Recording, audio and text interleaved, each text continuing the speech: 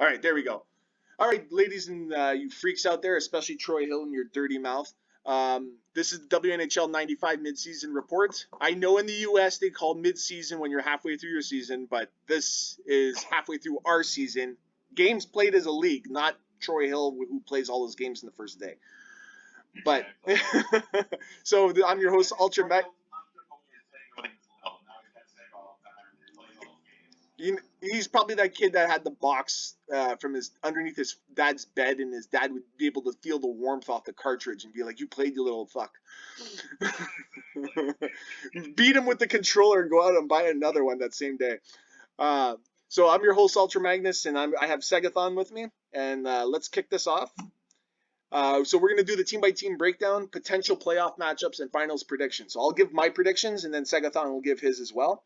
You can barter all you want. These are going to be my predictions, regardless of what it is, based on what I've seen over the last, I don't know. It's crazy to think we're in our second season, and we're not even into November, and we've played 2 full seasons almost. Yeah. It's fucking ridiculous. So the team-by-team breakdowns can be current record, top performers, and outlook. So Segathon and myself are going to go back and forth, and he'll cover me and I'll cover him. So let's kick it off. Let's go, Segathon.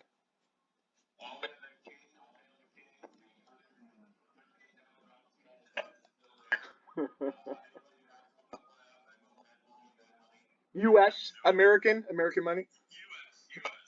So Canadians, you know whatever you're going to get out of that, you can take a trip to Cuba probably. There you go. There you go for Dunkin' Donuts.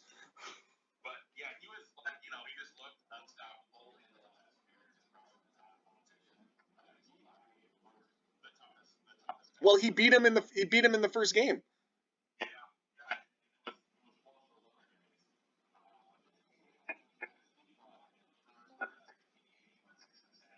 Yeah.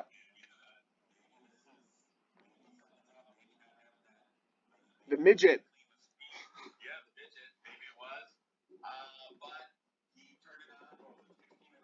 16 in a row, but after starting the season 6-10.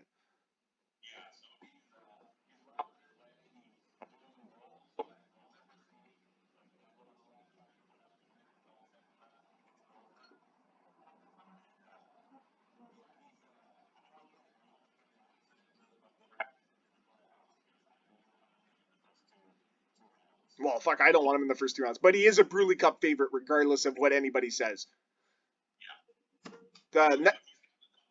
Oh, he's got the muscles to break his way in. Autobahn Autobahn with Pt.1. That beard and his drinking habits might get him into the playoffs. 16-10, 1-3. Top 10 in power play and penalty kill. Actually, number 1 ranked power play. You can see with Brendan Shanahan, second in special team points.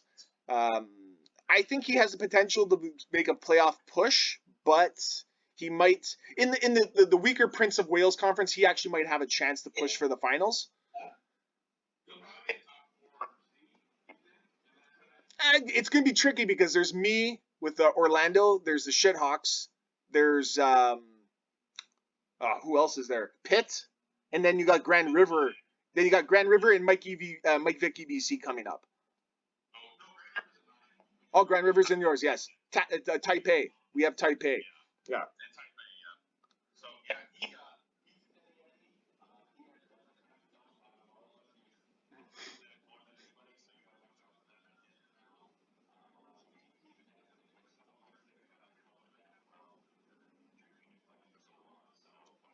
Well, Judd, it's basically a battle of alcohol or drugs. Either way, they're both good options. Next one, Brantford Smoke with Gambini. Don't let the record fool you. The guy can play. Segathon, you've said earlier that like he's that type of guy. He's taking down some of the giants in the league, and I think he might still trying to be adapting to 94.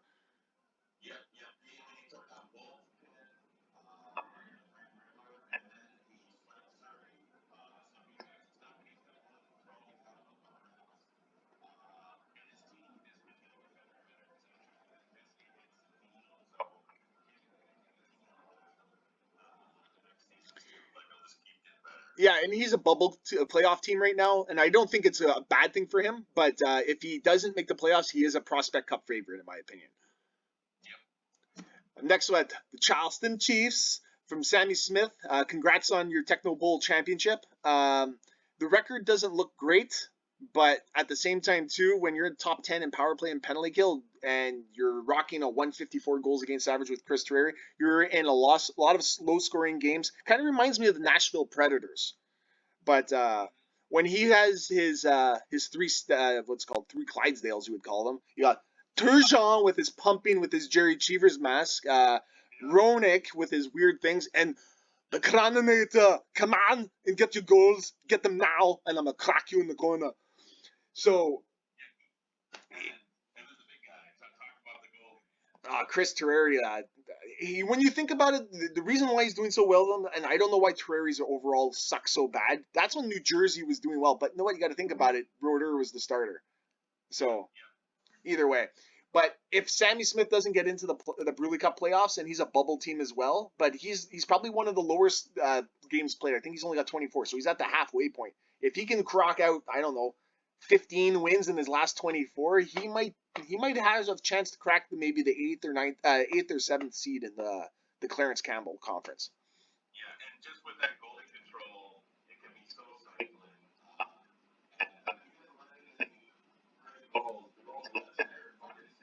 It's like he's really top block.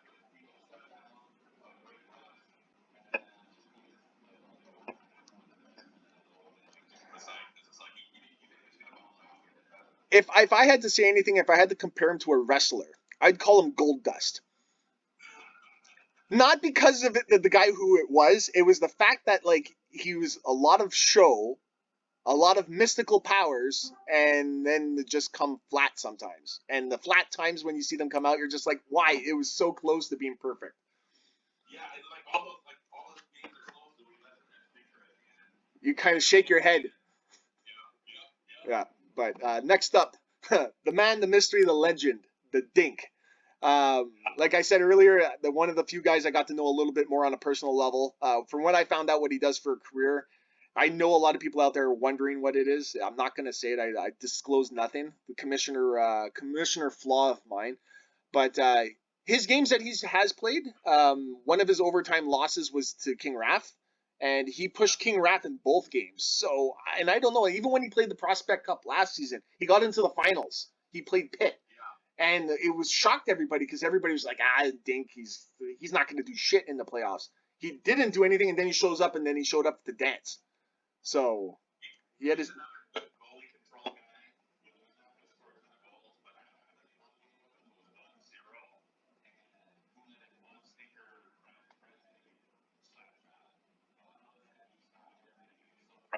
Well, when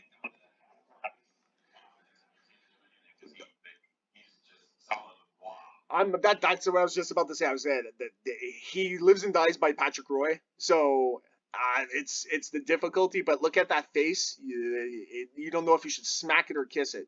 So do it at the exact same time. This is one of the scariest teams in our conference. In your conference, I really don't know what the potential of this team is. It's quite high. 18, 12, 3-3. He started out a little weird. I played him early in the season, so lucky for me. But sixth in body checks, 797. So just imagine the teams ahead of him that are leading the league in body checks. But he's riding and dying by the old Winnipeg Jets Dale Auerchuk with 66 points. I really think that he's a dark horse team. He is very difficult to play against. He's one of the few guys in the league when playing that I've experienced. He's very fast at back checking. So that's not only his other one is that he intercepts those passes. So if like B. Clinto's trying to do those long lobs or Troy Hill trying to do the Canuck wraparound or the Canuck dump, he intercepts it.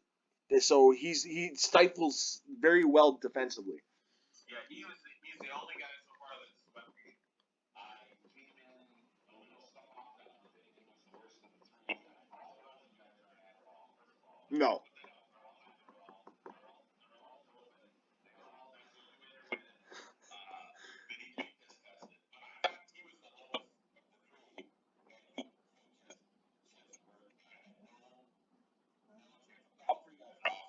Yeah.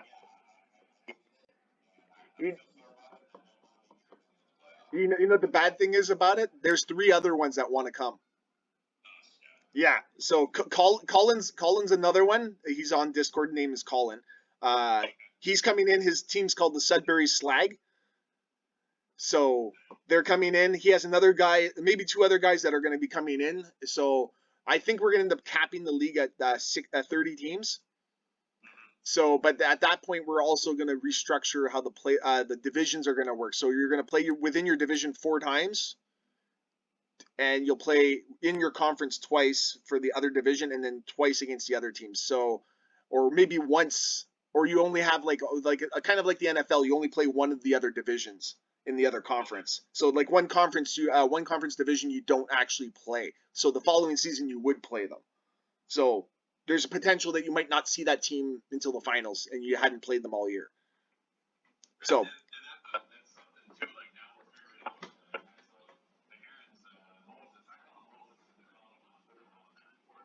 He's holding the 10 Commandments and going like this. But we haven't figured out what he does well.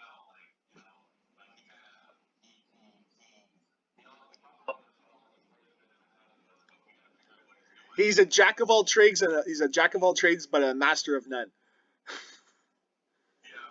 But that's one of the hardest players to play against because you don't know what their specialty is. Like you can point at a player and say, yeah, that's exactly what he's going to do to me in this game, and that's exactly what he sticks to. But he's that type of player that one play you can be like, okay, he's going to go to the wraparound, and then he cuts crease, and then you're like, well, fuck, I wasn't expecting that.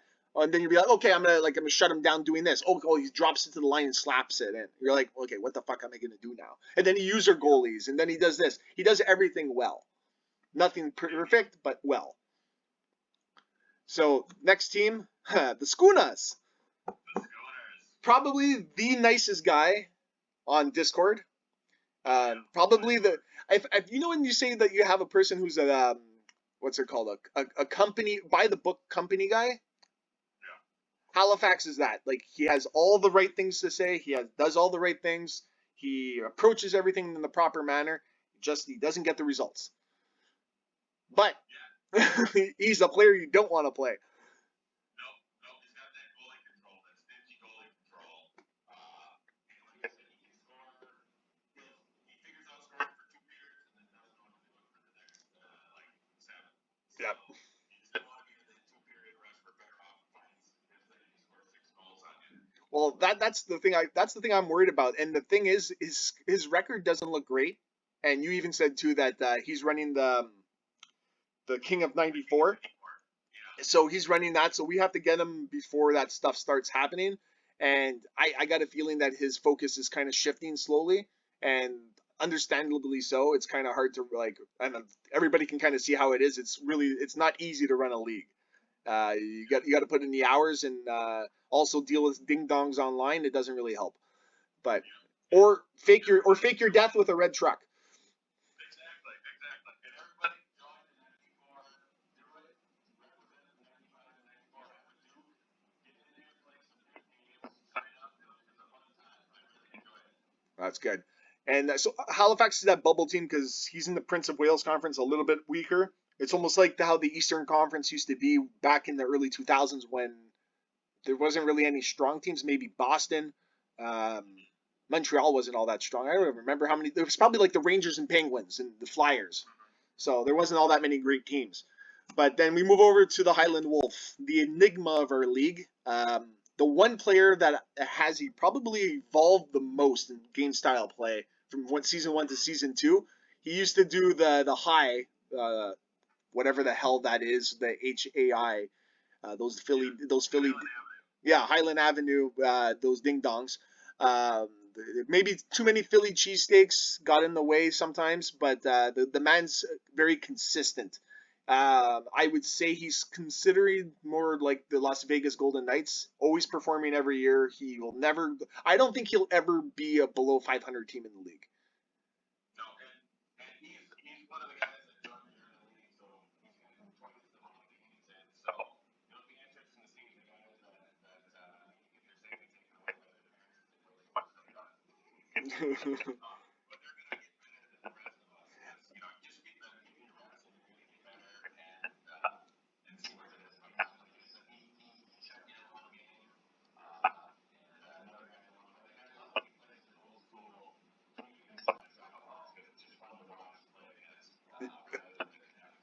Oh yeah, the Canuck dump. We'll get to the Canuck dump, and we'll get to the guys that we know who do it the best, but also is the most frustrating. But Brett Hall's maybe not on the scoring rabid pace that he did last year, but still being eighth in the league in scoring. I think he has 4 games left, and he got taken out by Lloyd Xmas both games. So another Philly boy coming in, but at the same time too, still has another Philly boy to play before the season ends. So Yeah, it'll be interesting. He's at 4 or 5 seed right now, so he's gonna have a tough matchup that first matchup too. So just like he did get are looking at 4 or 5. So that's a spot you don't want to be at. and you don't want to be at it with him. No. There you go. So next team, I call him the Prince of Italy. This is the new name I'm giving him because he is in the Prince of Wales conference of all the more things. And I've had a few chats with Mike Vick, and the man, given what his flag is representing, all I wouldn't say ego, but I would also say a lot of hot and cold. Like he's the type of guy you don't want to play because he'll get on a hot streak once he starts playing enough games. I don't know if somebody's sneezing or wiping their ass with toilet paper, so.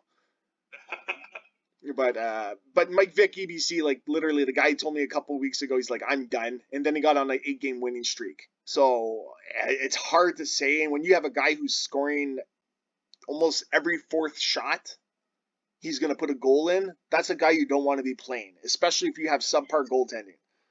He's got a lot of Ojo. He's got a ton of Ojo.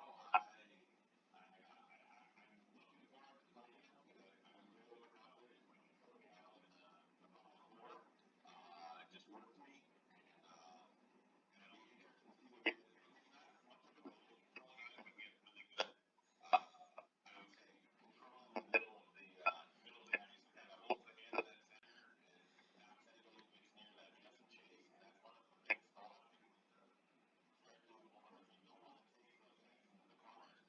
He's going to make you pay.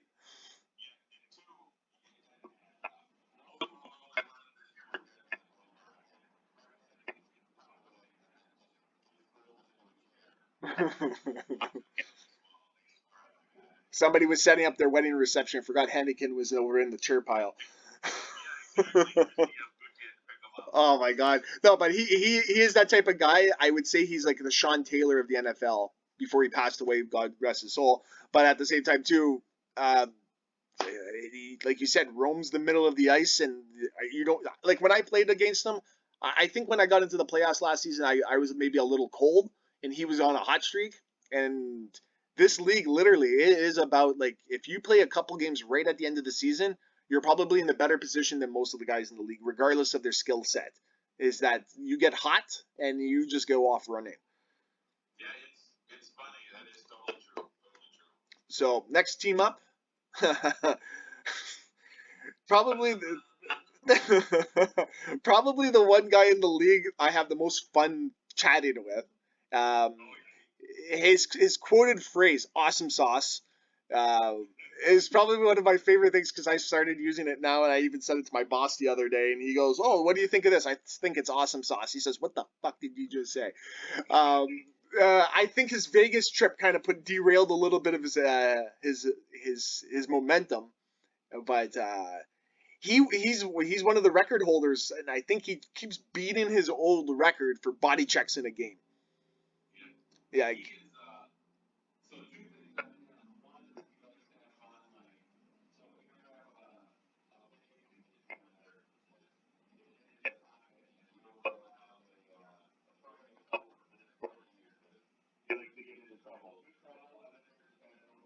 Then back to good.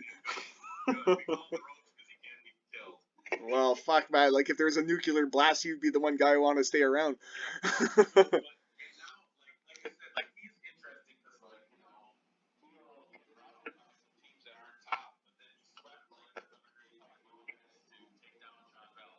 Yep.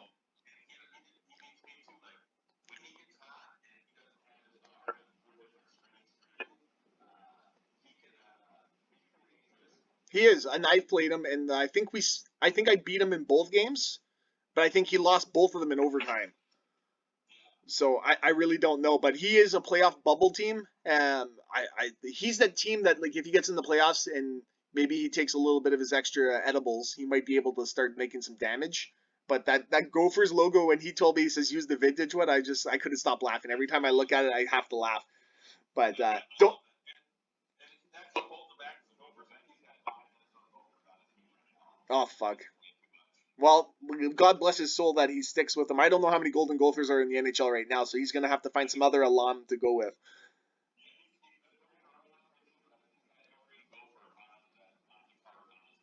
Well, that's probably why we know his roster then. It's all Golden Gophers. Next up, the mullets. The enigma of my life. So for all of you that don't know, me and Segathon, we kicked this off because apparently during the pandemic, Segathon and King Raph were trying to start up the league and didn't really go off on the greatest because of too much desyncs and everything. And then me and Segathon got together on a custom ROM for his bunch of Banshees over there at the Segathon tournaments, and I did a custom one for one of his late friends. And he probably would have enjoyed it too. Probably you're probably one of the oddest teams to play against. Those pink jerseys are a distraction in itself. They're not pink enough, I know.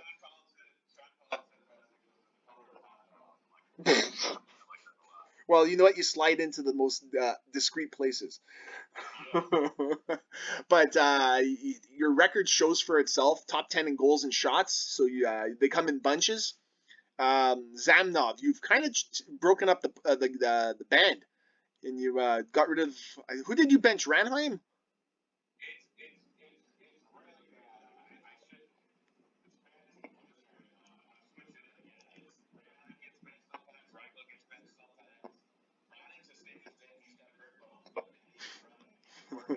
He's the old Yvon Cornway, the Roadrunner. But I have a question to ask you, and I think a lot of teams in the league are going to ask this. And the only reason why I'm asking because I'm getting fucking sick and tired of when I'm doing the stats. I have to look to see which goalie is in net. What is your theory of playing goalie splits?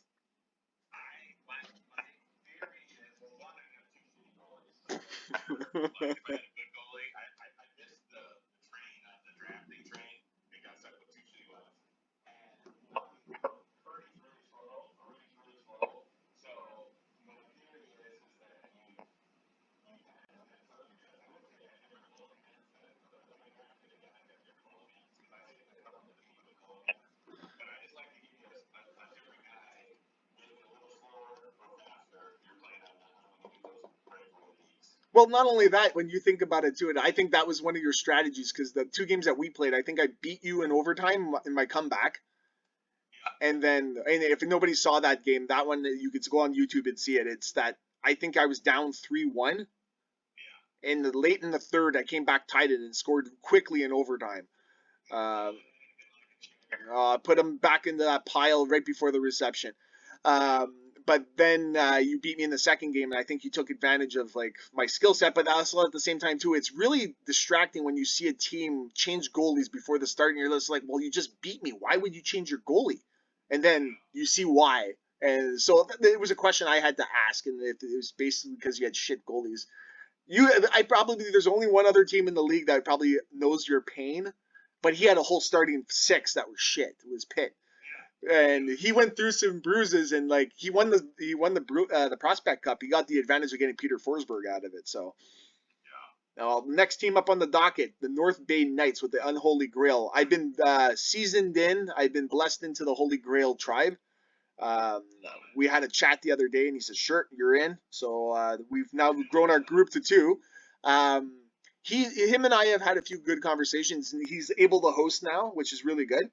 If anybody of you do not know what the Suns represent, it's on the battle shirt of what is it again? I don't know why. The Mighty Python and the Holy Grail. Knee.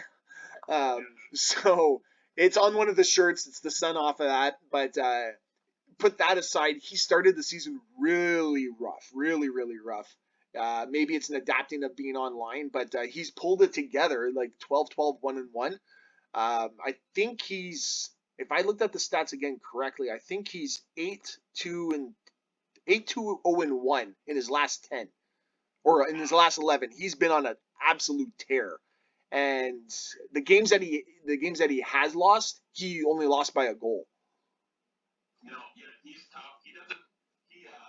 I just butterfly effect. He was the one when I Googled. We used to get our sick about stuff.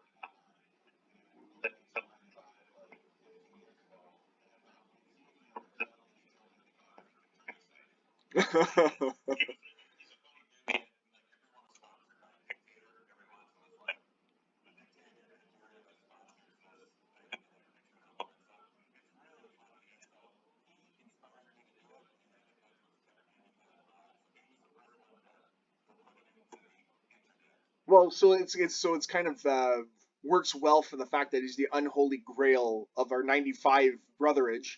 That's basically has kept this plate alive. And think about it, we're 17 years behind '94 in online play, but the fact that we've come so far in such a short period of time is we've created rumblings in the '94 foundation. I don't know how many '94 guys believe that, but we are making waves and people don't realize it.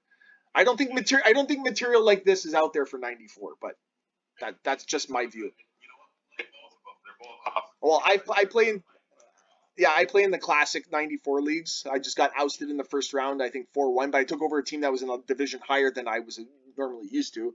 But it's good fun nonetheless. It's still online. Yes. Next team up, you go away, Segathon. You know, all I gotta say with this guy, he's got another very couple tricks. Can't say no.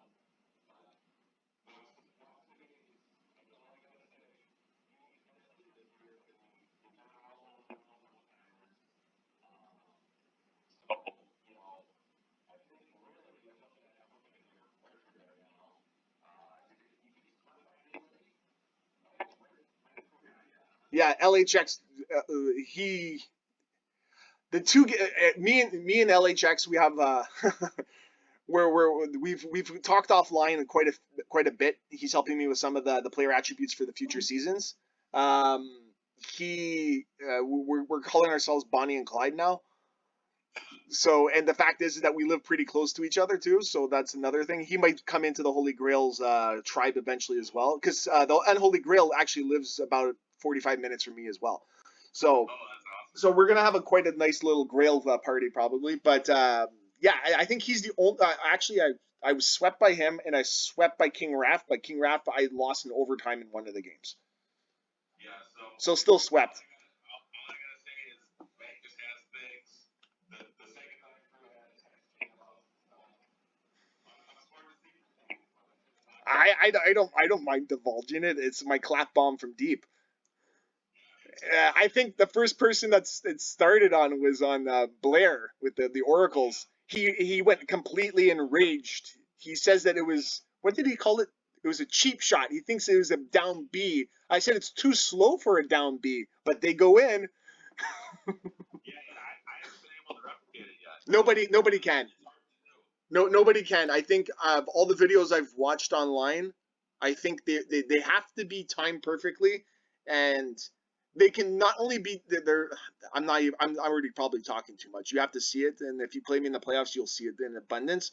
There's only one player in the Q League. The other league that I started was mostly for the ding dongs that play too many games too fast, and Nipples is the only one that's been able to shut me down on it. Yeah, it's a tough one. It's hard because it's not putting his score in the way to do so. It's hard because you don't want to waste the opportunity and trying something out. You're always gonna get a little flat out. I think I got flat Oh, you got clapped twice. out. Sammy Smith got clapped.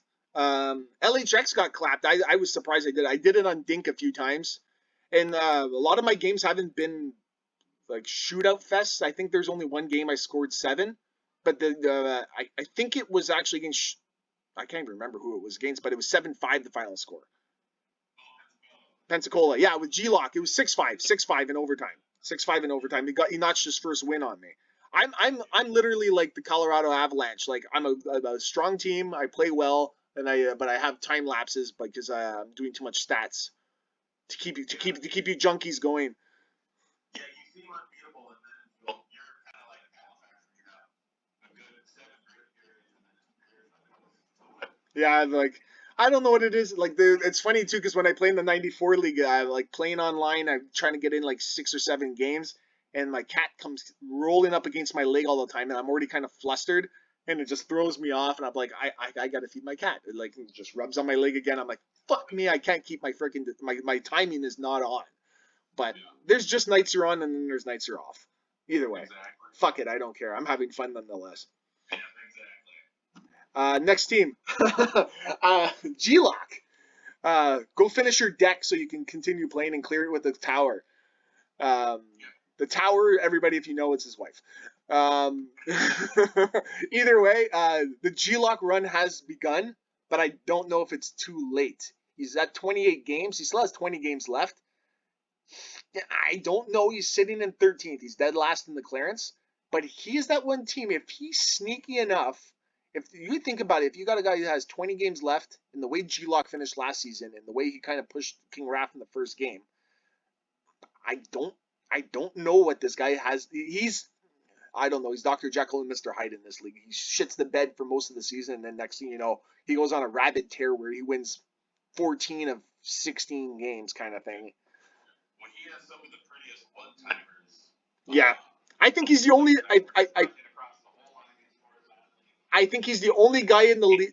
I think he's the only guy in the league that does a one timer when his player's actually facing to the net, not away from the net. Yeah, exactly.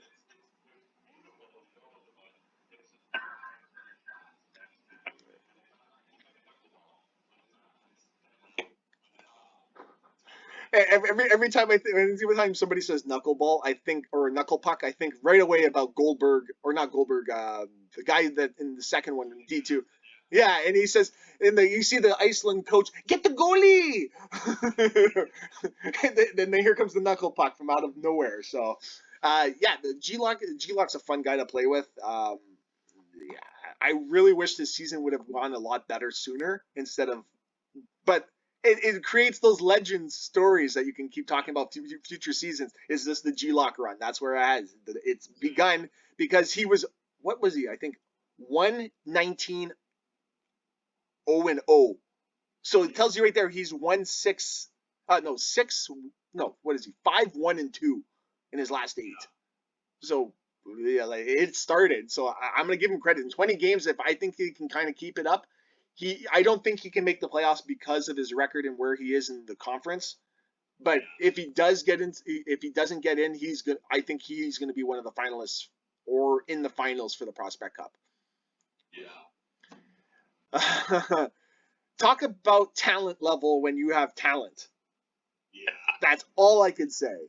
27, 10, 3, and 6. Second in the Prince. 7 of the 8 statistics for team statistics. He's in the top 10. Steve Yzerman, 81 points. And we're not even talking about Fedorov.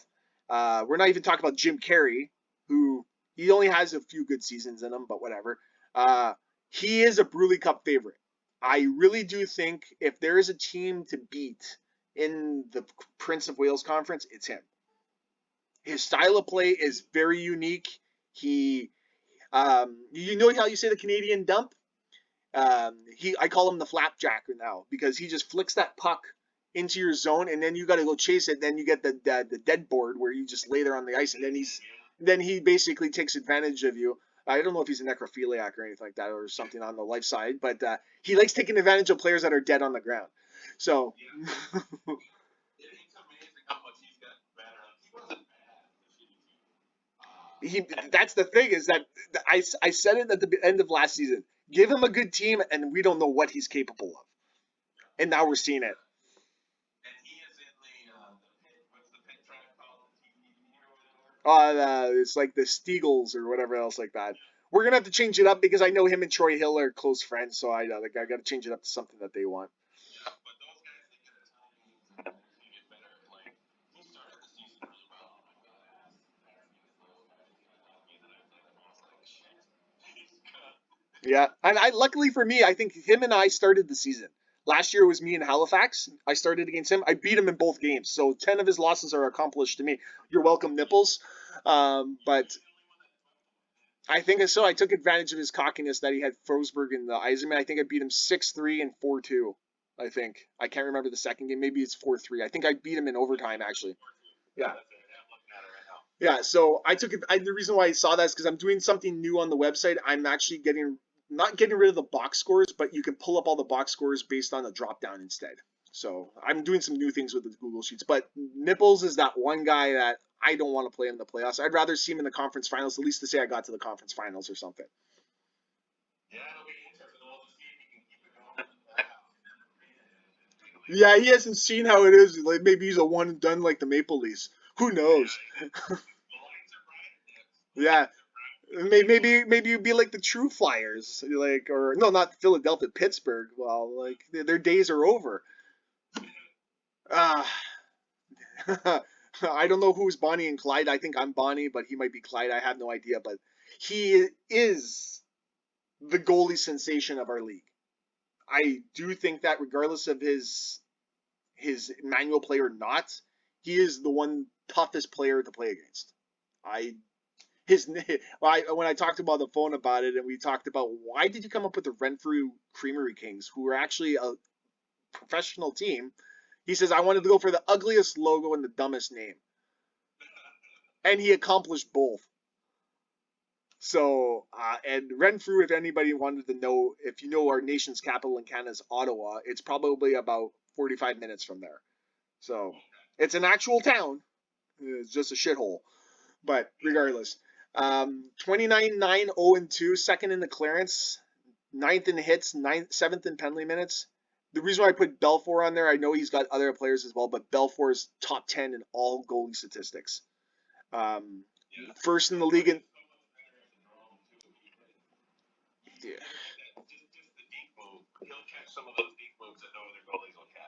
Yeah, I think Hasek will get there because Hasek's going to start his run of becoming like the dominant goalie that he was in the late 90s, early 2000s. But Belfour, fuck. If you go to the all-time leaders in stats, Belfour's number one in shutouts.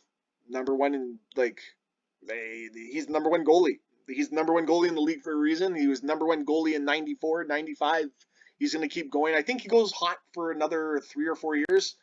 And his pitcher, I don't know if it was LHX that sent it to me, but I think it was actually a mugshot of him drunk. But if you search.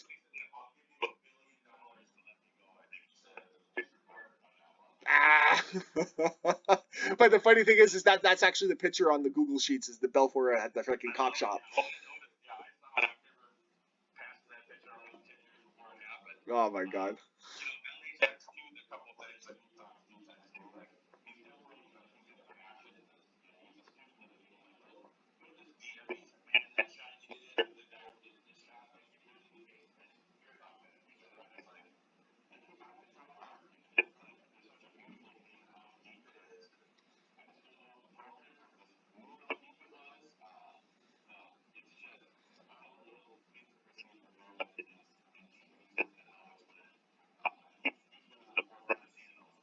Well, and the important thing is to give you a little bit of background. His wife is in GameSpot. If you ever heard of the programming, his wife's a part of that.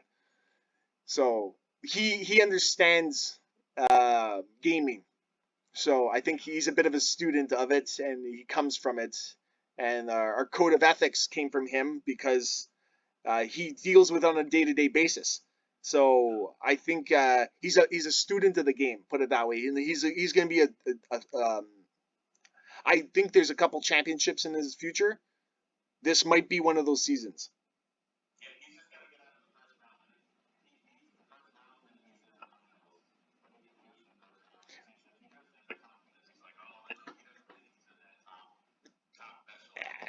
LHX, if you're listening, if you're not listening, you'll watch the video. You are a top 5 team in the league, regardless of what you think. I don't care. Either way, we can Bonnie and Clyde and drive off the cliff. Either way. Next team up, Another Segathon tribesman, Richfield Oracles, B. Clinton with Blair. He started the season shit, 3-4. So take 3-4 out of his record. What do you think he has? 14-3-2-2. He's been on an absolute tear. He's a dark horse again this year. I don't know if his team is deep enough to get there, but he's the one where I pulled out the new clap bomb a couple times. And so apparently, according to the Segathon tribe, it's a glitch, a bullshit glitch. He was, he is, I would call him probably the best Segathon player out of all of us. Consistently, it's hard for me to beat him. That's one thing with us Segathon guys. We play each other so much. We know each other's, ins and outs. So I had to put one in the new Segathon and get into the finals. I would put it on him. But he's so done with computers that I think sets him back. I think if it was a console, he would do even better. But I'm surprised he knows how to turn on a console. But either way, that's neither here or there. The guy can game regardless. Yeah. So, but he's that one enigma as well that you're just like, okay, your record's great, you play great, you're hard to play against. I think he's the type of player as well that I think a 7-game series is going to be a lot more beneficial for him than a 5-game series. Yeah. But he's one he can crumble. Like he's the guy that does really well, and if he gets a little crap, So is he like the Minnesota Vikings? oh, big time. Okay. I don't know if I should have thrown that out to a Minnesota boy, but whatever. He only plays with the Mute basically. Well, there you go. So he knows him well. This is probably the wild card of our league. I've actually had Surrey and I, or Elias and I, we got to play in the 94 league together, and we got to chat online and everything like that. He says that he's a 94 convert as well. His record is not the greatest, but recently he has been pulling together some good games. He's got another WOP with Dino Cicerelli. He's probably Prospect Cup bound due to his record, what he's played so far, which is 26 games. But given what his record is, and he's starting to get the hang of everything, and he says in the 94 league, which was, I understand that you want to have ties, but there's no overtime losses. Yeah. So that was something I wanted to add in. I think when you get to overtime, you should be at least getting up. You should at least get a point. It should be some kind of realisticness to our league that supports to the NHL, and I think having the overtime loss should be something you should carry. No, I love it. I think it's good for team morale too. Like,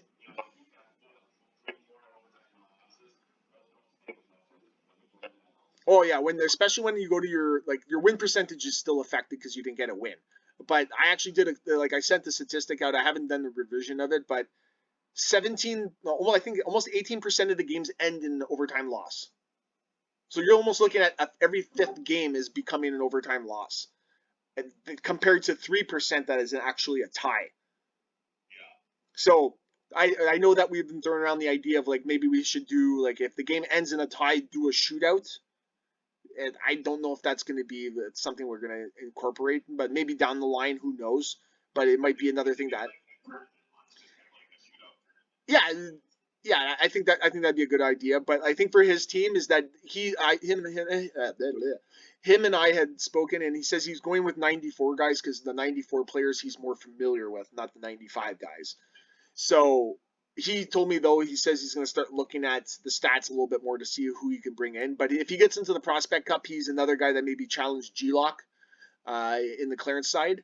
But you never know. The Clarence side of the Prospect Cup is going to be quite dangerous, in my opinion. Yeah, it's going to be tough.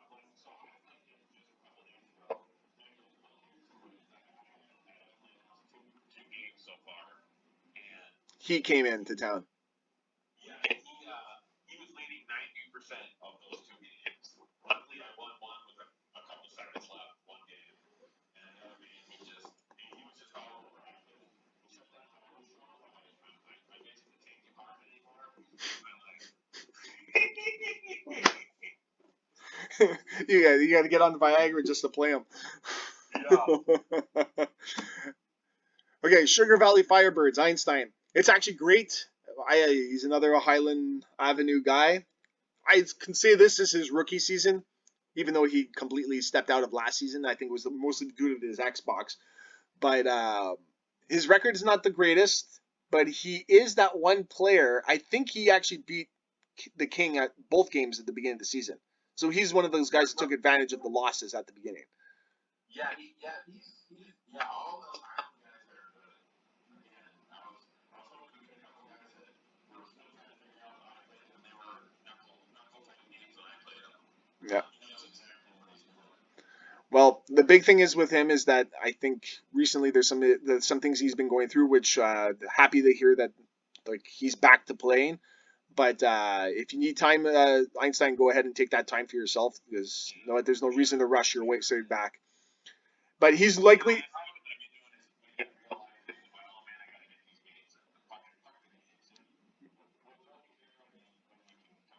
That's it. That's the important thing.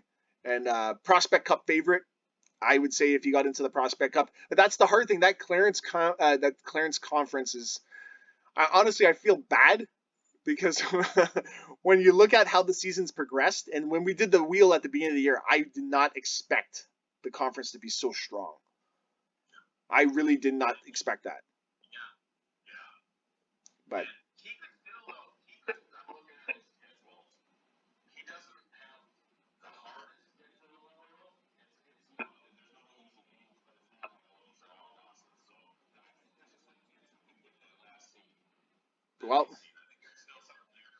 well, he's sitting at 25 games. He still has 23 left.